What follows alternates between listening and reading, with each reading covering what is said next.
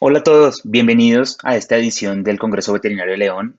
Muchas gracias por acompañarnos de forma virtual y espero que a través de estas pantallas interactuemos para tener un rato bien agradable como siempre lo hemos tenido en León.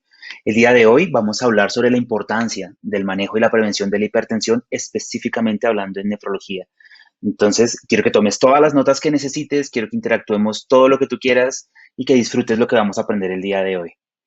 Mira que cuando hablamos de hipertensión arterial, no debería ser hablando de una situación de animales en un estado muy difícil de salud. No solamente en el gato terminal, en el perro terminal o en los pacientes de cuidado intensivo.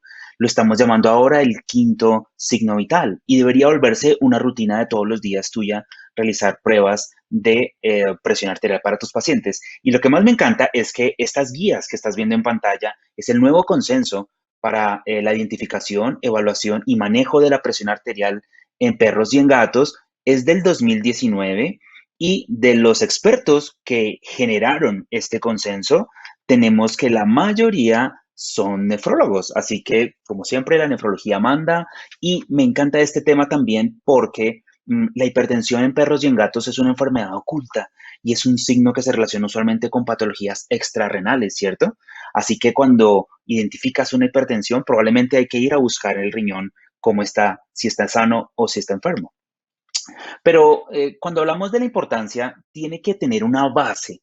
Allá donde tú estás, en tu casa o en tu trabajo, quiero que pienses 2 segundos, ¿para qué mantenemos la presión arterial o para qué los animales necesitan tener su presión arterial normal?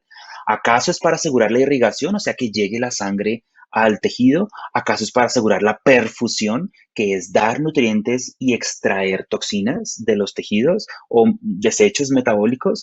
¿O es asegurar nutrición del cerebro, que es el que manda en muchas ocasiones, o queremos facilitar el trabajo cardíaco? Si tú te pones a pensar en estas opciones, pues todas son válidas, pero en el fondo necesito que recuerdes que la respuesta más acertada es la B. Necesitamos asegurar la perfusión de los tejidos. Por eso la presión arterial es tan importante en un rango de referencia, porque si está baja o si está alta, se puede alterar esta dinámica de aporte de nutrientes y oxígeno a los tejidos versus la extracción de los desechos metabólicos. Y esa es la razón fundamental para interactuar todas las variables fisiológicas y mantenerse. Ahora, para tener más coherencia en el tema que vamos a ver el día de hoy, vamos a separarlo en 4 grandes grupos y vamos a dar puntualidades en cada uno de ellos para que las recuerdes después de esta charla del día de hoy. Vamos a comenzar hablando de, obviamente, la importancia de la presión arterial dentro de los riñones y por esa razón recuerda las funciones vitales de estos órganos que tienen los perros y los gatos. Es importante que sean dos, claramente, y ellos de forma evolutiva lograron mantener la salud a costa de todo el tiempo recibir un riego sanguíneo para limpiarlo y también para conservar en el cuerpo lo que no se debe perder, como agua, que es súper importante, y eliminar los excesos de ciertos solutos como sodio, urea, potasio, etcétera. Siempre me has escuchado hablar de estas 4 funciones y en esta ocasión las voy a repetir porque acá está la clave de entender cómo cuando se altera una de las funciones renales o varias de ellas, la presión arterial tiene un papel mayor en todo este mismatch. Recuerda que los riñones regulan el equilibrio del agua, de los electrolitos, del estado ácido-base en el cuerpo. Recuerda que los riñones excretan excesos de agua o de toxinas endógenas y exógenas. Recuerda que los riñones tienen una importante función metabólica en la cual sintetizan hormonas como la eritropoyetina, ¿cierto? Para que no haya anemia, activar la vitamina D, producir azúcar en el cuerpo. Y miren, la última función, en este caso nos vamos a enfocar en ella, los riñones son el principal órgano encargado de controlar la presión arterial a mediano y largo plazo, el principal órgano. Ahora, vamos a correlacionar esto, los mecanismos fisiológicos, para que me entiendas la base de por qué la hipertensión puede ser deletérea en ciertas situaciones.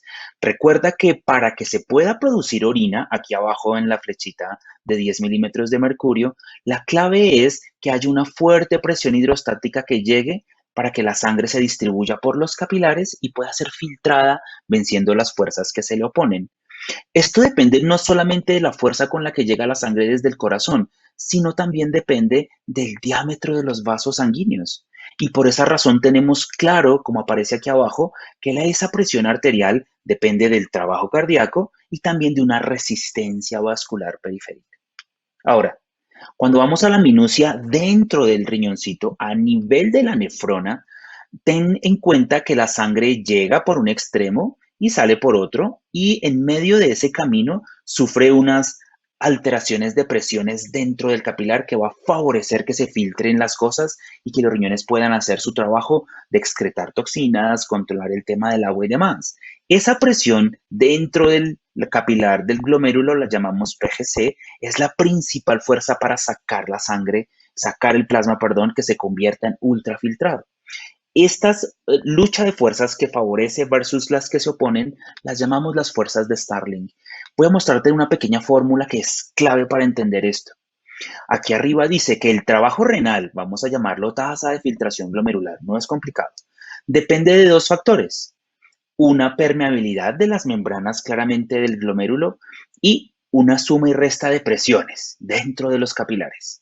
Miren, presión, estamos hablando muchas veces de presión, entonces ahí es donde me voy a enfocar en la importancia de la hipertensión que altera esta dinámica que ves en pantalla. Si lo que está entre paréntesis da un número alto, quiere decir que vas a tener un mayor trabajo renal. Si lo que está entre paréntesis da más bajo, quiere decir que vas a tener menor trabajo renal.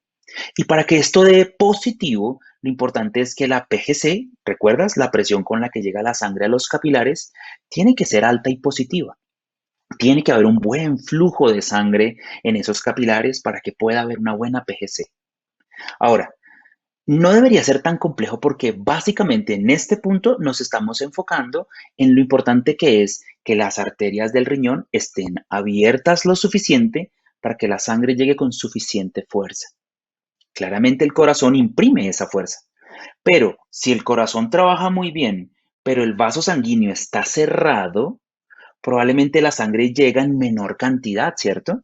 Y si hay menor volumen de sangre, probablemente haya menor presión y eso no es bueno. Entonces, miren un caso de la vida real. Vamos a pasar de lo fisiológico a lo aplicado y a lo real.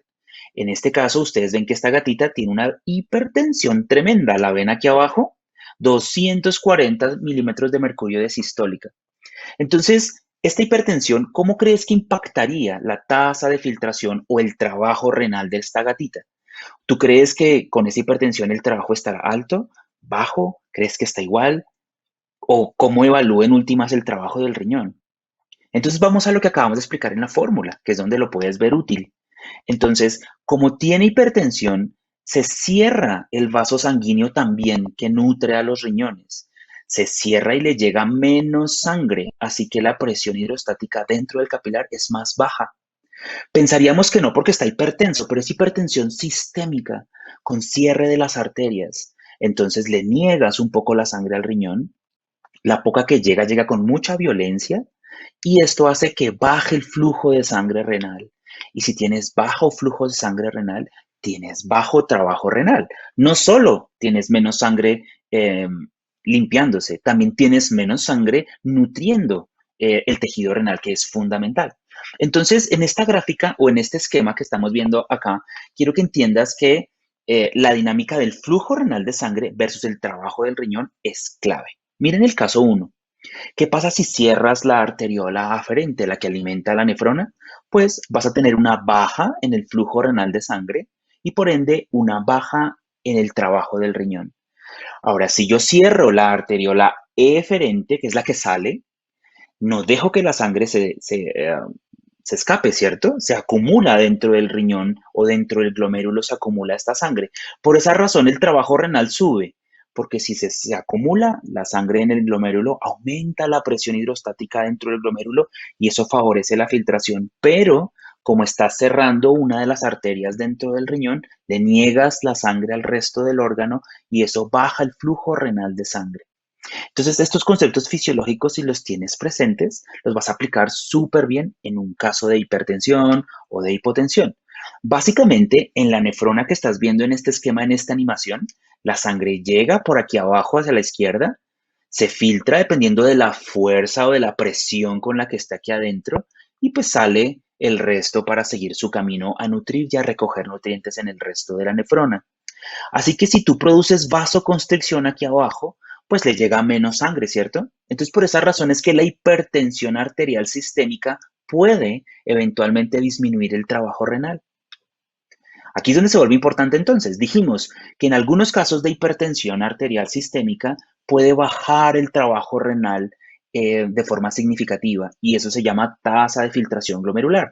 Recuerda entonces que nosotros vamos a evaluar esta variable fisiológica, este trabajo renal, con marcadores como creatinina y como SDMA.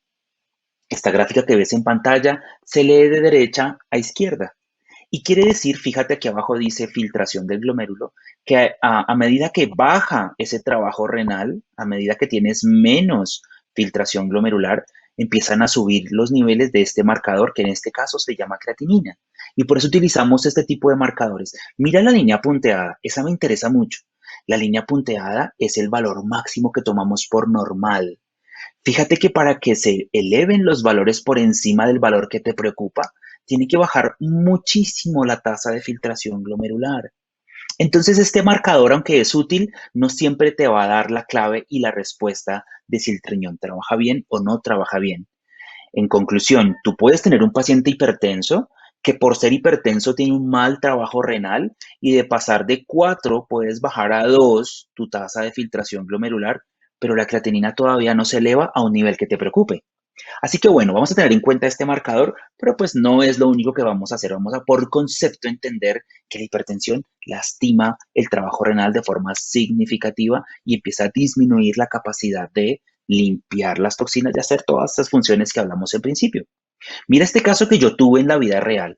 Este gatito le hicimos unos marcadores de función renal, en este caso SDMA, que ya lo reconoces. En este caso lo que hicimos fue mm, medir en dos momentos separados y de 10 subió a 13. Todavía está dentro del valor esperado y después de un tiempo el valor subió por encima del rango de referencia en este mismo gato. Es un gato mayor, si ves, tiene 15 años. Fíjate que de 10 subió a 13 y luego incluso a 19, vamos hasta 14 con SDMA. Este marcador nos dice si la tasa de filtración glomerular es buena o es mala. Y en este caso, como está elevado el marcador, significa baja tasa de filtración glomerular. No sé por qué, pero sé que no hay buen trabajo del riñón. Y nos pusimos a buscar. Es lo que siempre sugerimos en los protocolos de algoritmos. Busca por qué. Cuando hicimos la evaluación de la presión arterial, no se había hecho antes. Este paciente estaba hipertenso en este momento. Y mi entendimiento de la fisiopatología me dijo que esa hipertensión puede lastimar el riñón. Habrá que buscar la causa, ¿cierto? Y como estamos hablando de un gato de 15 años, si está hipertenso, lo primero que debemos descartar es que sea de pronto hipertiroideo, ¿cierto? Y mira cómo solamente empezar a medir presión arterial me llevó a buscar una posible causa y una posible solución. Afortunadamente, este paciente tiene normales los valores de tiroxina, así que no es hipertiroideo y habrá que buscar otra causa de hipertensión, tal vez renal, tal vez endocrina, habría que buscar otras opciones como el hiperaldosteronismo. Así que cuando coincidimos en que este paciente es hipertenso y lo empezamos a medicar, lo que hacemos es usar medicamentos apropiados, los veremos al final de la sesión, hasta que sus valores de presión arterial son aceptables. Una vez tenemos estos valores aceptables, tomamos de nuevo la analítica y pues evidentemente lo que iba a pasar es que comienza a mejorar la función renal. No hicimos nada diferente a utilizar un antihipertensivo en este caso. Y de hecho, unos meses después, ya el marcador empezó a bajar a niveles incluso normales. Como tú ves en la gráfica aquí a la izquierda, ya estamos de nuevo en la zona normal. Entonces, fíjense que en este caso, que yo viví personalmente hace un par de años, comprendí que la hipertensión lastima el riñón. Entonces, hagamos un alto en el camino, ahí donde estás en tu casa, tomando café, espero, y anotas en tus apuntes importantes. La hemodinamia se ve alterada o impactada por la hipertensión y eso es deleterio para los riñones. Estoy hablando muy puntualmente de la hipertensión para el riñón. Claramente hay otros órganos que sufren, ¿cierto? Tú lo sabes. El cerebro, los ojos, el corazón, la musculatura y demás. Pero como nos estamos enfocando hoy en los efectos sobre el riñón, te mostré las fórmulas que te demuestran que la hipertensión disminuye la capacidad de trabajar. Entonces, con todo lo que hemos aprendido en estos primeros 10 minutos, mira este otro caso. Es un canino, estamos evaluando la presión arterial y tenemos valores que parecen altos. No hemos hablado de los valores, ¿cierto? Pero pues 162 de presión arterial sistólica con un perrito que está bastante tranquilo en un sofá es alto, es alto. Entonces, ¿por qué crees que está hipertenso este canino? ¿Cuál es el origen más común y probable de la hipertensión en la práctica que tú haces día a día? Si tú te respondes esa pregunta, puedes hacer las pruebas que te llevan a encontrar la causa, puedes entender que la hipertensión primaria o esencial es muy poco común en veterinaria y casi siempre es secundaria a algo. Entonces, ¿será que es un problema cardíaco que lleva a hipertensión? ¿Será que es el origen renal? ¿Será que tiene hipertiroidismo, Cushing u otra alteración? O pues va a depender, porque si el paciente está nervioso, claramente recuerdas la fórmula inicial que hablamos en la segunda diapositiva, la fórmula de presión arterial que depende del gasto cardíaco y de la resistencia vascular. Pues cuando el animal está nervioso aumenta su velocidad de latidos cardíacos y eso va a aumentar su presión arterial de forma transitoria. Entonces, si todo está controlado, sería interesante saber o por lo menos buscar cuál es el origen de esa hipertensión. Eso es lo que dice el consenso. Estas guías que están gratis en Internet o las podemos compartir, nos sugiere cómo hacer esta metodología investigativa, porque solamente tratar la hipertensión con una medicina no es la recomendación. Siempre tratamos de sugerir que controles o contengas en lo posible la causa, si la hay, de esta hipertensión. Entonces veamos cuáles son las causas más comunes para que te enfoques en perros y en gatos, ¿qué pruebas diagnósticas deberíamos realizar? Recuerden, la mayoría de estos personajes son nefrólogos, por ende esperarás claramente que una de las causas principales sea la enfermedad renal. Entonces, de este consenso yo tomé un pantallazo para traértelo ahorita y que lo mires, y es que en los perros, fíjate que la prevalencia de la hipertensión en la enfermedad renal crónica es supremamente alta. Entre 60 y 90% de los pacientes renales crónicos pueden volverse hipertensos. También en el enfermo renal agudo, fíjense que en el crónico es de 60 a 90, en el agudo es más de 85%, es súper común. Ahora, eso creo que la mayoría lo tenemos claro, ya estamos muy acostumbrados, pero no olvides las otras. Me encanta porque así hemos encontrado otros pacientes.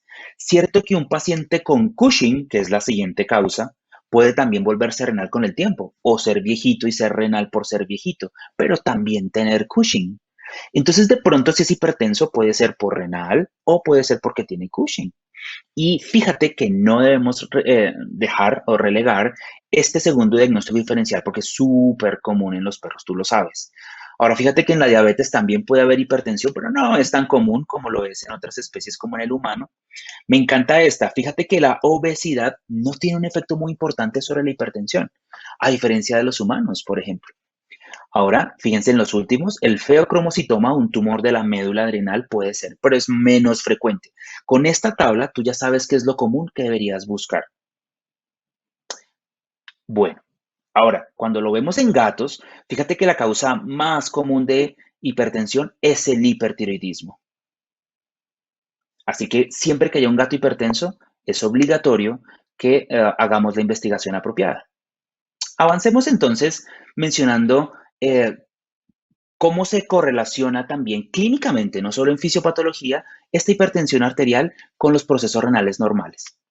Ahora, los riñones controlan la presión arterial de dos formas, regulando el volumen de agua en el cuerpo a través de la ADH y de la aldosterona, o sea, teniendo más agua dentro del cuerpo y así sube el volumen vascular y la presión, o eliminando más rápido el volumen del cuerpo y bajando la volemia y la presión arterial. Y también lo regula a través del tono vascular, liberando sustancias que produzcan vasoconstricción, por ejemplo. Pero ¿qué pasa en un paciente agudo? Fíjate, este paciente está súper mal, este paciente está muy decaído, está muy comprometido en su salud y tiene alteraciones en la presión arterial. Miren la creatinina que tiene este paciente, es dramáticamente alta. Este paciente tiene una falla renal severa. ¿Cómo se altera esta dinámica de presión arterial? Hablando contra el gasto cardíaco y la resistencia vascular. Sabemos que en los pacientes renales agudos de hipertensión es súper común, pero el mecanismo es diferente que en el paciente renal crónico. Ténganlo en cuenta entonces, porque de esta forma nosotros podríamos medicar de forma apropiada al paciente. Entonces hablemos de los mecanismos por los cuales se produce la hipertensión. Un mecanismo es que se aumenta el volumen latido cardíaco. Y al aumentar el volumen latido, porque de pronto hay demasiada agua en el cuerpo, de esta forma se aumenta la presión arterial de forma severa. Y eso es relativamente común en el paciente renal agudo. Estos pacientes tienen retención de líquidos y por esa razón pueden tener hipertensión. Otros pacientes están hipertensos porque sus arterias son muy rígidas. Es lo que pasa en la diabetes en los humanos, por ejemplo. No es común en veterinaria, pero puede llegar a pasar. La aterosclerosis. Y el aumento en la resistencia vascular lo ves en enfermedades crónicas como las cardíacas, el Cushing y también en la enfermedad renal crónica. Entonces, continuemos mencionando que los signos pueden pasar desapercibidos. No deberíamos esperar hasta que un paciente renal, como el que estás viendo en pantalla, tenga desprendimiento de retina y se quede ciego. Una hipertensión severa que dañó las retinas de este gato y se quedó ciego para siempre a sus 3 años de edad. Entonces hay que investigarlo antes. No olvidemos, por favor, que el paciente agudo es altamente hipertenso y siempre tenemos que contenerlo. Recuerda que es por aumento en la volemia cuando el paciente no produce suficiente orina. En este caso, estos pacientes requieren de forma importante un diurético, por ejemplo, cuando retienen líquidos. Otros pacientes es por dolor.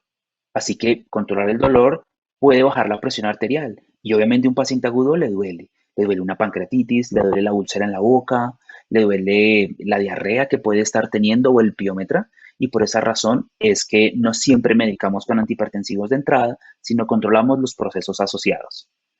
Bueno, pues en un crónico tenemos pacientes que pueden volverse crónicos lenta y progresivamente y no vamos a esperar a estar en el estado terminal, ya que la hipertensión puede ocurrir desde el estado incluso no azotémico o ser causa del problema desde el principio. Vamos a identificar a los pacientes lo más pronto posible, ¿recuerdas? Con creatinina, que se eleva cuando se pierde el 75% del tejido del crónico, o sea, no es precoz, o con marcadores más tempranos como SDMA, que desde el 20 al 40% se empieza a elevar. De esa forma puedes identificar al paciente de forma progresiva, haciendo cada vez más pruebas, hasta que sabes que tu paciente tiene una nefropatía. Sin embargo, con solo un pequeño marcador de enfermedad renal, ya tienes una clave para poderlo medicar y no esperarte a que el paciente esté pues cerca a su fase más terminal, ¿cierto? Cuando el paciente se vuelve renal crónico, lo importante acá es que hay 3 procesos que se dan para adaptarse y no morir. Uno de ellos es que las nefronas crecen en tamaño y los otros dos es que hay hiperfiltración, demasiado trabajo renal e hipertensión dentro de los glomérulos. La forma de hacer esta hipertensión es clave para que entendamos cómo la hipertensión arterial sistémica se relaciona en nefrología. Recuerda que cuando la nefrona se enferma, lo que hace para adaptarse es cerrar un poquito la arteriola eferente con angiotensina 2. Se cierra la eferente. Eso hace que la sangre se acumule en el centro del riñón, perdón, del glomérulo, y de esa forma sube la presión glomerular y se filtran más las cosas. Así puedes vivir más tiempo. O bueno, un perro y un gato pueden vivir más tiempo. Ahora, lamentablemente, ¿se acuerdan qué pasa si yo cierro la arteriola eferente? Sí, aumenta el trabajo renal, pero baja el flujo renal de sangre. Y eso es malo. Por eso sabemos que en el crónico, a largo plazo, cerrar la eferente con angiotensina 2, que puede producir hipertensión arterial sistémica, aumenta el filtrado del riñón, pero a largo plazo produce daño. Y el que primero me interesa se llama proteinuria, porque ese aumento en la presión empuja las proteínas y se empiezan a escapar por el riñón. Recuerden que en el crónico es relativamente común esta hipertensión. Así que por esa razón, si el paciente es crónico, busco si es hipertenso y busco si tiene enfermedad proteinúrica. Eso dicen las clasificaciones actuales. Dice que si eres crónico, mides creatinina, SDMA y otras cosas, claramente. Ojalá proteinuria con un UPC que está aquí abajo y obviamente la presión arterial sistólica y diastólica, que son marcadores de severidad de la enfermedad, no importa en qué fase, 1 o 4. Así que siempre lo vamos a hacer. Y vamos a categorizar esa hipertensión leve, moderada o severa. Lo que sabemos ahora es que menos de 159 de sistólica lo llamamos prehipertensión y es aceptable todavía para la salud del paciente. Sigue habiendo nuevas publicaciones. Esta es la última que hubo de una colega, la doctora Simona, hace solo un año hizo una revisión adicional para ver qué hay nuevo. Yo les sugiero que la sigan revisando porque no es un tema antiguo. Veamos un caso para continuar entonces. Este paciente se llama Tomás. Tomás es mayor y tiene su pelaje regular. Lo llevan a la clínica, come muy bien y uno pues lo revisa, hace su análisis. Después de eso hacemos algunos laboratorios. Hacemos creatinina, fíjense que está un poquitito alta, no me preocupa. La presión arterial está en el límite superior. Y en el examen de orina tiene la gravedad un poquito baja, la densidad y las proteínas un poquito altas. Entonces la pregunta es, ¿habrá que preocuparse? Y si la respuesta es sí, ¿por qué te preocupas? ¿Te preocupa que la gravedad específica no es muy buena? ¿O que tiene la creatinina un poquito alta? ¿O que tiene un poquito de proteína? ¿O depende de la situación? Yo entiendo que es así. Entonces vamos a dar unas puntualidades porque hay que evaluar el riñón en conjunto cuando hay hipertensión. Sabemos, esto es de humana y me lo permití tomar acá para mostrárselos. Sabemos que ahora hay un concepto que llamamos renoprotección que incluye prevenir la proteinuria y prevenir la hipertensión al tiempo. Esas dos cosas, ¿recuerdas que la hipertensión puede producir proteinuria? Y fíjate que este paciente tiene las dos, tiene un poquito de proteínas y tiene un poquito de hipertensión. Entonces, ahora lo que voy a hacer es juntar hipertensión y proteinuria porque es un factor pronóstico en gatos con enfermedad renal, es comprobado. Un gato hipertenso y proteinúrico se muere más rápido que un gato que no sea proteinúrico. Y también hay consensos del manejo de la proteinuria en pacientes veterinarios por esa razón. Así que hay que diagnosticarla y la forma de hacerlo es con el ratio UPC, la relación proteína-creatinina en orina. Así se tiene que hacer. ¿Y qué tan común es que tú evalúes este marcador en los pacientes? ¿Es común que midas proteinuria o es poco común?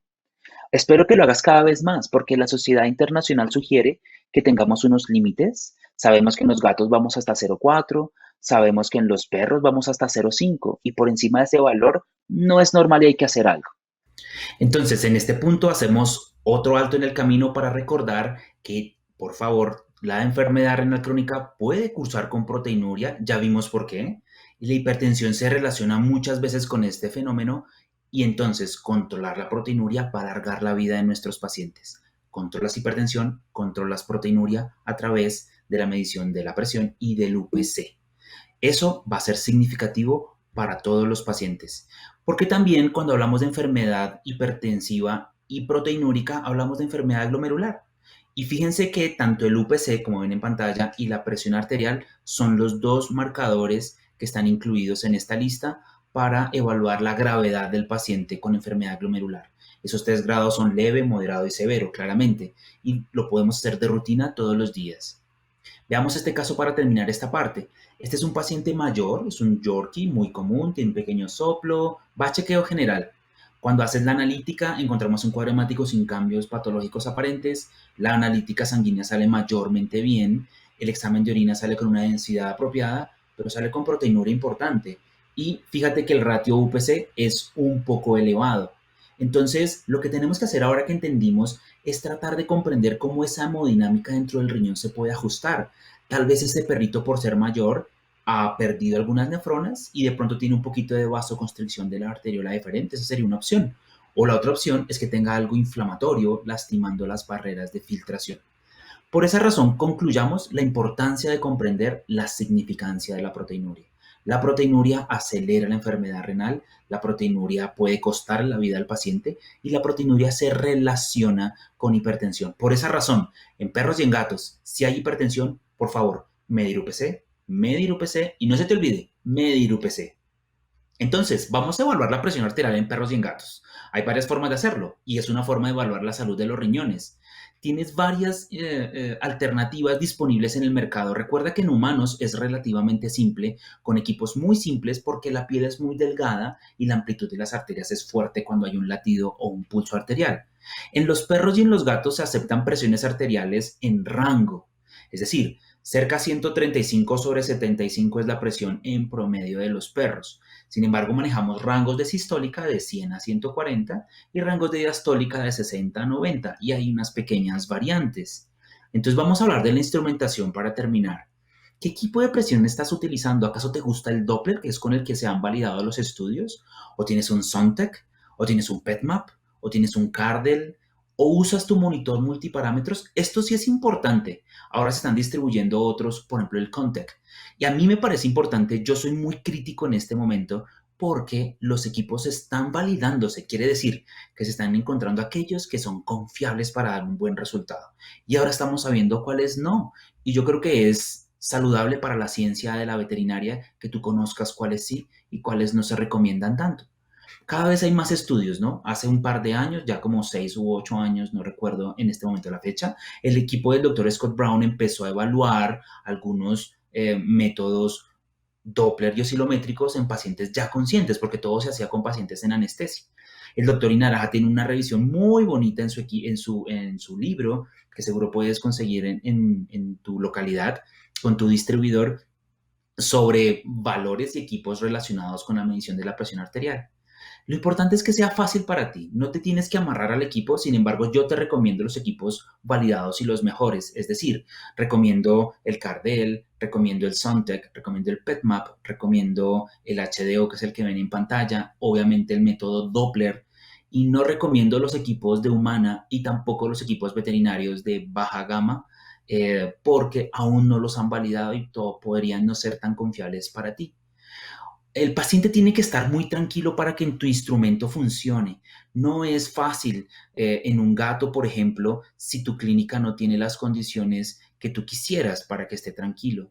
Hay que ir a casa o a un consultorio tranquilo, ojalá dieran la mano como este gato que estás viendo en pantalla, pero es clave que encuentres el brazalete que se ajuste de mejor forma al brazo con las marcas que tienen específicas para que no le quede ni grande ni pequeño y que puedas utilizarlo en un lugar que no se sienta el paciente bajo mucho estrés emocional. Insisto, tienes varias opciones como el Doppler vascular que está arriba a la izquierda, es el equipo más validado hasta el momento, tanto en perros como en gatos, sobre todo en gatos sin anestesia y cuidado crítico. De ahí para allá se han venido evaluando otros. Tienes el monitor multiparámetros. El monitor multiparámetros tiene una deficiencia en clínica y es que está diseñado para anestesia, ¿cierto? Un paciente totalmente quieto, no tiene tantos filtros para tu equipo y puede dar resultados equivocados si el paciente se mueve un poco. Y por esa razón yo no recomiendo los monitores multiparámetros para el uso en la clínica externa. Sugiero un equipo dedicado específicamente a medir la presión arterial, que te dé la mayor cantidad de datos que sea posible. Bueno, ¿cómo van allá? Tranquilícense. Vamos ahora a hablar de cosas bizarras, cosas que deberíamos mejorar en nuestro manejo del instrumento para poder dar un diagnóstico apropiado.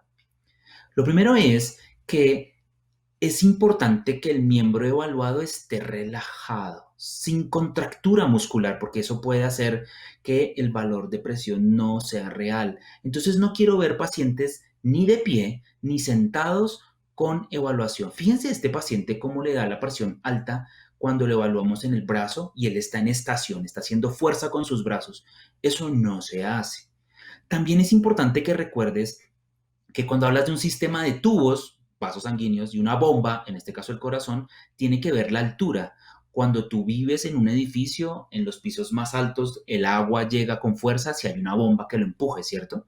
Y en los pisos más bajos, bueno, pues no se necesita tanta fuerza. O sea, la altura a la cual se está haciendo la medición es importante. Por esa razón, tampoco quiero ver pacientes con monitores a diferente altura de la que está haciendo el registro. Ayúdenme con eso y con eso van a tener mejores datos. A veces da más, a veces da menos. No es apropiado. Hay guías para saber cómo hacerlo. En los gatos, por ejemplo, la Asociación Internacional de Medicina Felina tiene un formato para que tú lo llenes y lo puedes entregar de forma apropiada y dice sugerencias de cómo realizarlo. Es bastante interesante. Fíjense que en este mismo Beagle, que estaba hipertenso aparentemente, cuando se hace en tranquilidad, acostado, en decúbito, puede hacerse en el brazo, en la cola o en el metatarso, da unos valores más reales. Entonces, en esta instrumentación es importante la posición, que escojas un brazalete que se ajuste al 40% del perímetro del miembro evaluado y que lo ajustes bien porque los pelos pueden interferir. Que hagas de 5 a 8 mediciones, eliminando la más alta, la más baja y tomas el promedio de ellas. Entonces, recuerda que no solo es tecnología, es la técnica. Vamos a hacerlo tranquilamente en el paciente, en los brazos del propietario, sentado en su canil, de pronto en un gato, no que esté terriblemente estresado. Y luego lo vamos a interpretar. Ahora, terminemos con el manejo. Tienes un paciente renal y es hipertenso. ¿Cómo te gusta tratarlo? ¿Usas un PRIL? ¿O usas un sartán, como el losartán? ¿O usas amlodipino? ¿O te gustan las mezclas? ¿O la respuesta es depende? Yo diría depende. Miren de qué depende y se los quiero decir desde acá. Si el paciente es hipertenso severo, quiere decir más de 180 de sistólica, es poco probable que un solo medicamento lo pueda contener. Y usualmente hacemos poliquimioterapia en esos casos. Progresiva, ¿no? No de una vez, despacito, como la canción.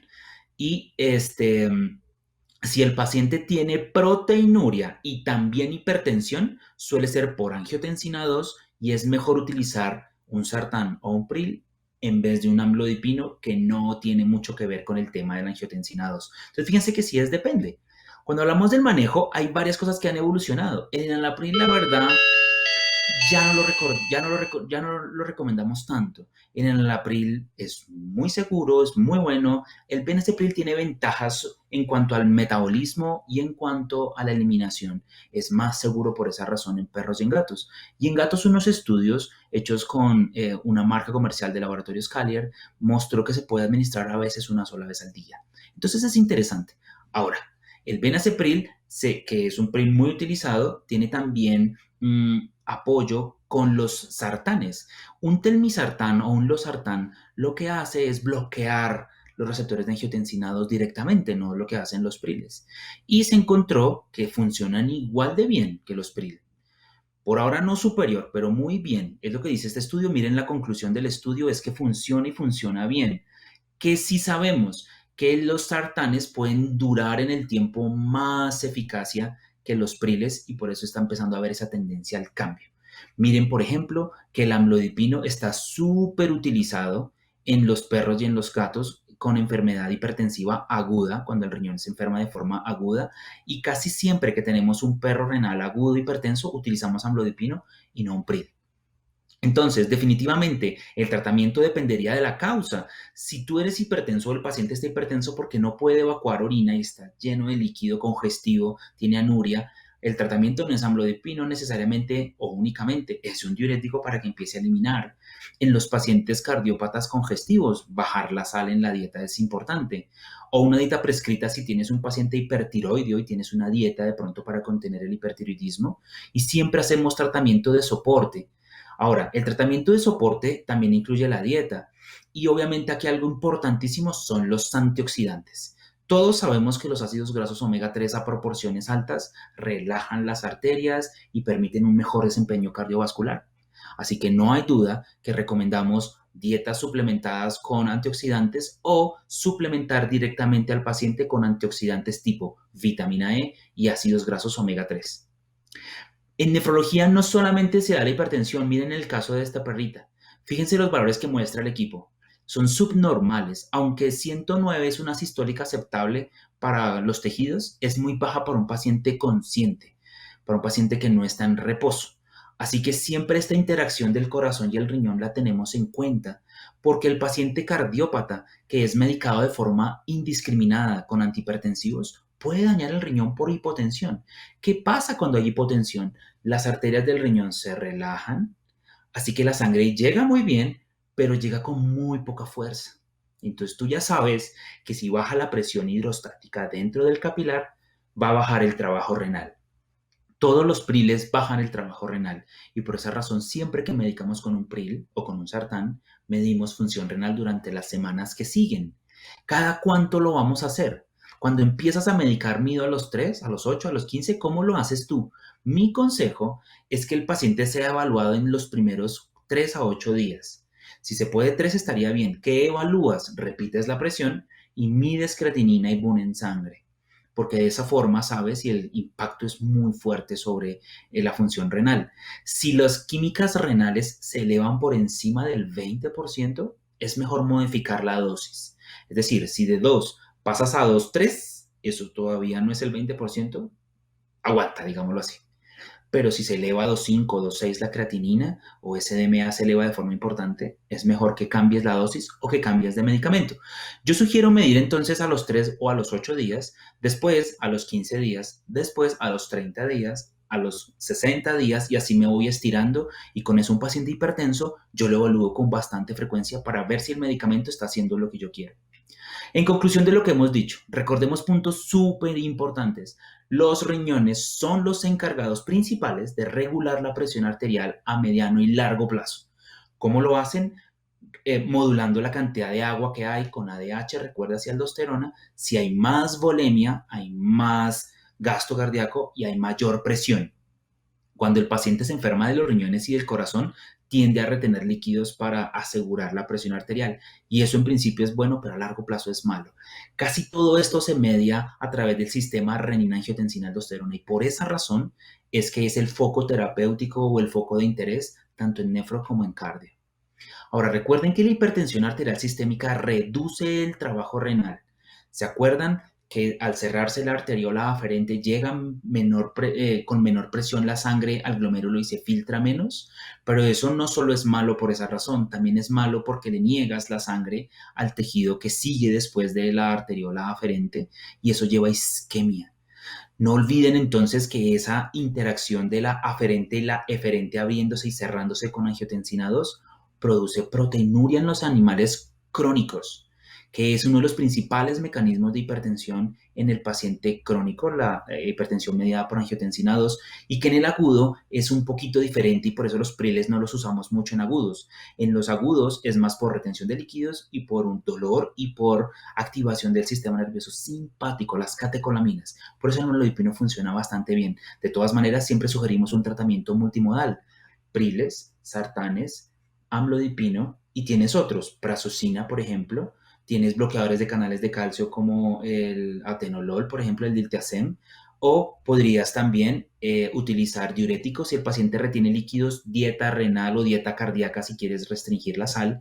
Y también puedes utilizar antioxidantes, que es muy buena idea. Como estamos hablando del impacto de la hipertensión en el paciente renal, no esperes a que te llegue el paciente renal. Vamos a ir a buscarlo porque probablemente el paciente tenga una enfermedad oculta, ¿cierto? O creas que es renal y de pronto es otra cosa. Miren el caso de esta perrita, súper hipertensa, como ustedes ven en pantalla. Las químicas anormales, ella muy decaída, muy difícil que se alimente y esta paciente necesitó tratamiento antihipertensivo de forma importante. Pero miren que la creatinina no está tan alta para ser tan hipertensa. Algo extraño está pasando. Fíjense en el calcio. Por eso sugerimos hacer bases de datos amplias. La hipercalcemia produce hipertensión, no hay duda. El calcio produce vasoconstricción. ¿Y por qué podría ser hipertensa esta perrita y tener el calcio alto? Hay que buscar. Si tenemos los diferenciales claros, los vamos a encontrar. En este caso, tenía un linfoma mediastínico y tú sabes que los linfomas producen hipercalcemia. Sabíamos entonces la causa en este paciente. En conclusión, lo que tú haces cuando hay hipertensión y enfermedad renal es armar un rompecabezas. ¿Hay proteinuria? ¿El riñón es la causa de la hipertensión? ¿Será que si trato mejora? ¿O será que tratando puede bajar el trabajo renal? ¿Será que hay una comorbilidad? ¿Recuerdas la lista que dice el consenso? Cushing, hipertiroidismo, diabetes, incluso en algunos pacientes. Por eso navegamos en estas 4 áreas durante esta plática el día de hoy. Espero que tú lo hayas disfrutado. Recuerda, por favor, utilizar los marcadores, porque no es lo mismo el agudo, que es lo que estás viendo en una clasificación en pantalla, que el crónico, pero en ambos la hipertensión es fundamental de evaluar. La IRIS, que es la Asociación Internacional, nos sugiere hacer las evaluaciones de forma lo más completa posible y por esa razón concluimos en este momento nuestra charla, esperando que les haya gustado mucho. Espero que quieran también hacer parte de esta comunidad nefrológica y muchas gracias por seguir con nefrología aquí en el Congreso de León. Por favor, no duden en compartir sus dudas. Ustedes saben que tenemos canales abiertos y no se les olvide que vamos a premiar su fidelidad con nosotros. Recuerden que a quienes participen en las dinámicas que vamos a hacer, hay una beca para uno de ustedes para un diplomado virtual en nefrología. No se lo pierdan, el Congreso de León va a estar aquí para ustedes y lo vamos a disfrutar todos juntos desde casa.